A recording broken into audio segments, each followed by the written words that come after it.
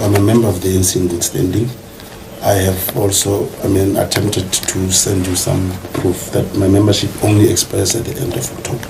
And this is the African National Congress, not Mbalula National Congress. This whole thing that led to Madlanga Commission, the target is Senzonke. Nobody writes on his CV that I'm a thief. So meeting with Cat Matlala, if ever he has done something wrong elsewhere, he didn't tell me. Every businessman will never tell you that I'm a thief or whatever. I don't know the man. I never even met Cat at Tembis. I've never been to Tembis Hospital before. I know nothing about Tembis. And if there are allegations linking me and Momer and Cat, then it means all those messages have been manufactured elsewhere. How are we going to prove that this message is my message?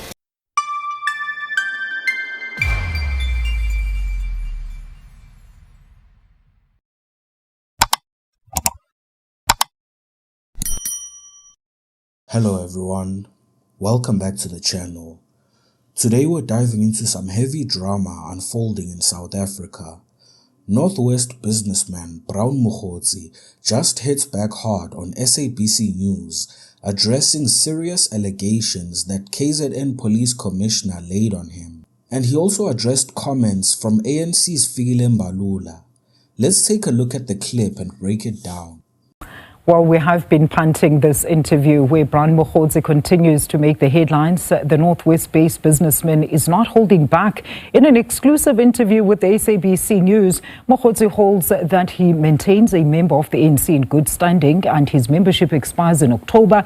He further states that ANC Secretary General Fikile Mbalula's utterances about him were unwarranted and simply overreach.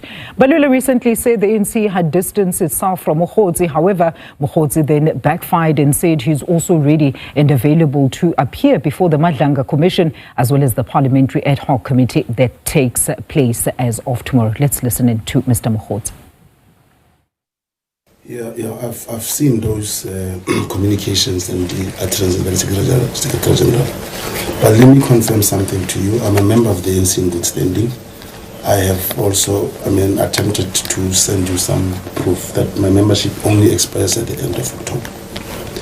But it is not the Secretary General who has the power to do that. My branch, which I have communicated with, and they are aware that my membership only expires at the end of October.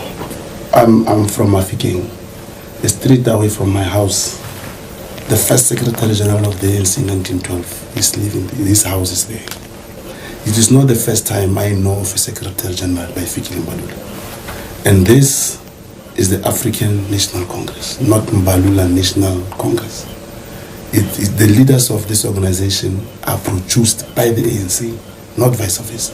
Whether Chief Lituli or Tambo, including Fikile Mbalula himself, they are the product of this organization.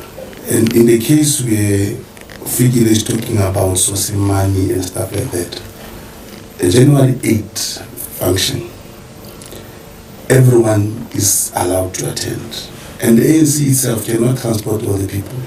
And if there is this particular businessman who's ready to assist, like the list that appear on TV, you can see those people come from Mpumalanga, Limpopo, Free State, Eastern Cape. We are just trying to bring a small comrade to the function. It's not about being lobbied. And on the same breath, on the January 8th that we are not talking about, the national officials of the ANC, they came with one boat from Cape Town to Robben Island. It's only Fikile Mbalula alone who came with a lavish boat owned by a foreign national company. Do we have to question him? Did he declare that? What should we say if such a thing has happened? I'm trying to prove a point that with a January 8th celebration, you will get donations, you will be assisted by different people. It doesn't necessarily say when you assist then you are a criminal cartel. In all those messages that are appearing, there is no way they say, I've mentioned Minister Senzonke that you must give me money.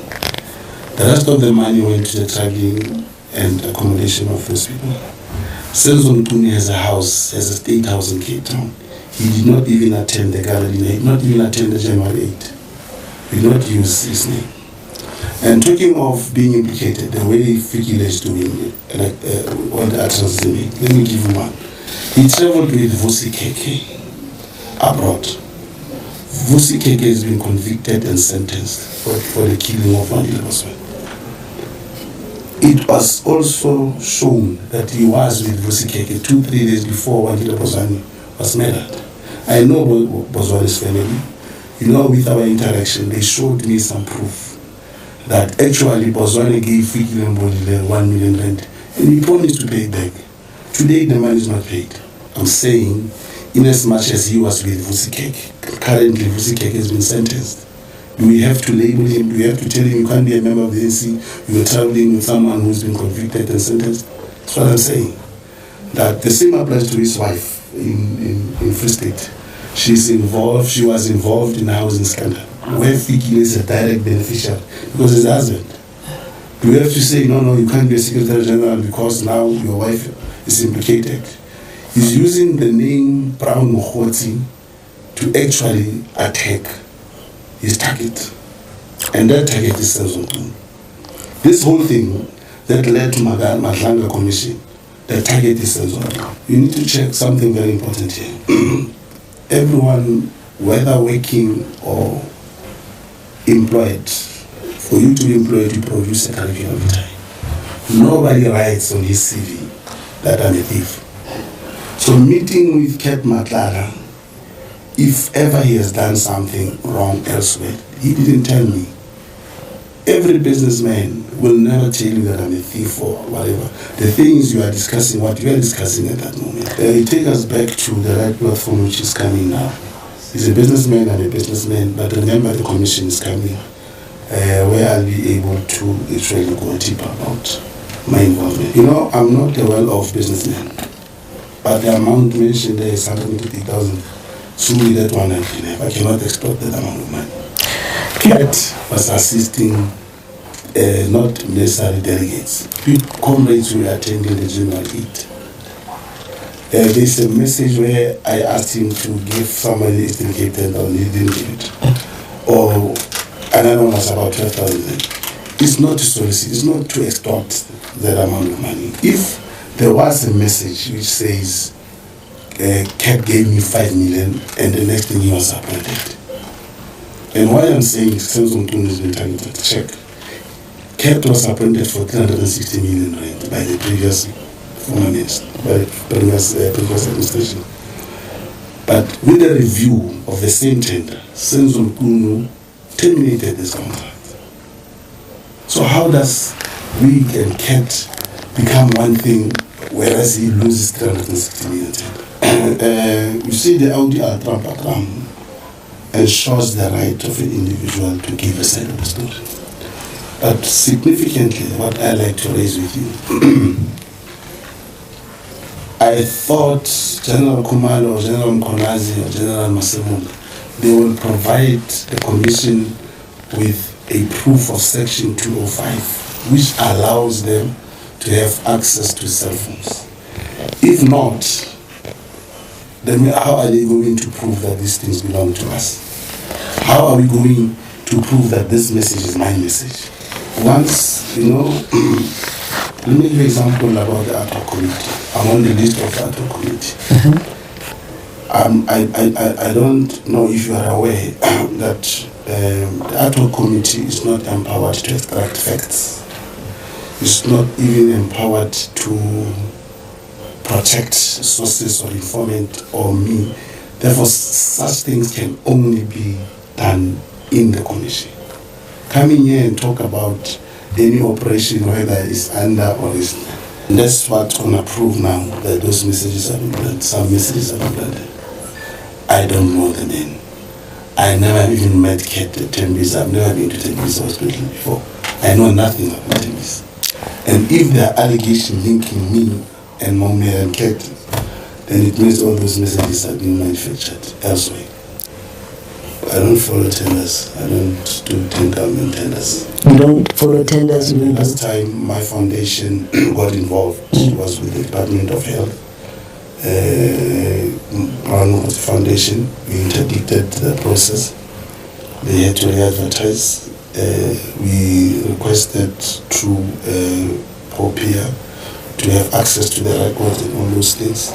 Ultimately, the foundation got a court order against the department and the service provider. It dragged, they went to Supreme Court of Appeal. It included so much money that the foundation decided, no, let's not proceed with this. I know nothing about that. I can confirm something very important. When I spoke to the minister, being a Mahikin boy, things that I was more critical and, trying to pursue was that the TTA here, which used to be the provincial headquarters of Vusimuzi, should be brought back here. I even asked him if possible he should talk to the Minister of Defense that the headquarters of the army should also come back to Mahike. That's the only way you could revive the economy. Potchefstroom has the defense intelligence of the country. All the artillery is based in Potchefstroom. The revenue there is so huge. So there are so many things I could have spoken to Senator Nhlanhla about, not the political killing testing. Now that was quite the interview. Mogotsi clearly came prepared to defend himself. Let's unpack his responses step by step, starting with the allegations from Lieutenant General Nhlanhla Mkhwanazi. Mkhwanazi has accused Mogotsi of meddling in police affairs, including ties to alleged cartel figures like Vusimuzi Matlala and leaking sensitive information via WhatsApp messages. These claims surfaced in Mkhwanazi's testimony at the Madlanga Commission, which is investigating political interference in law enforcement. Mogotsi didn't mince his words in denying these allegations. He questioned the legitimacy of the evidence, specifically asking how Mkhwanazi, National Commissioner Fani Masemola, and Crime Intelligence Head Dumisani Khumalo obtained these WhatsApp messages without providing proof of a Section 205 authorization. That's the legal process under the Criminal Procedure Act for accessing anyone's cell phone data. He argued that without this, there's no way to verify the messages belong to him or anyone else involved. Mogotsi went further, claiming that some messages are outright fabricated. For instance, he said he's never even met Matlala and has no involvement in tenders or operations linked to these accusations. It's a bold counter, essentially flipping the script by challenging the police to prove their methods were above board. This could raise bigger questions about the integrity of the investigation itself, especially in a commission setting where transparency is key.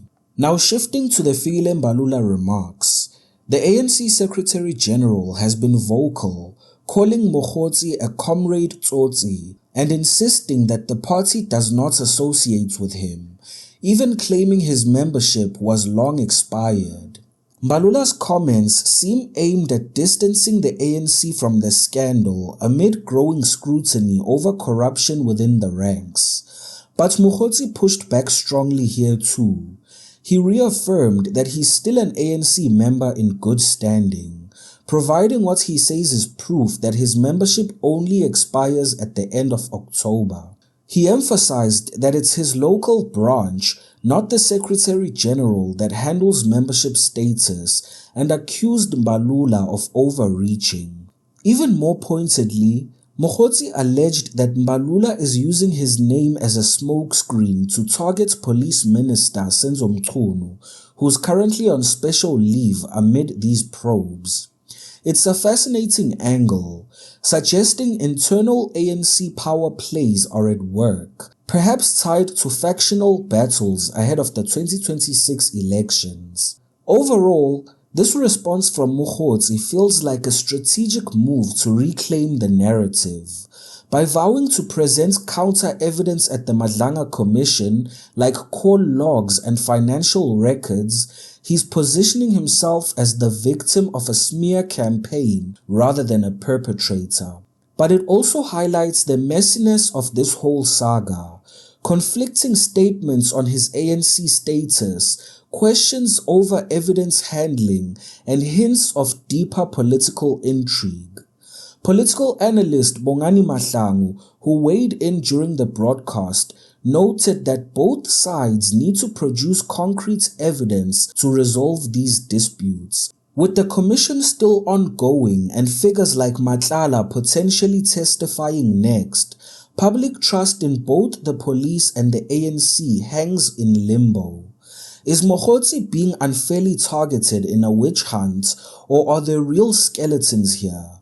What do you all think? Let me know in the comments. Watch the video on your left to see where I expose the dark truth behind Nathi Mthethwa's death. Don't forget to hit the like button, subscribe to the channel, and hit the notification bell. Until next time.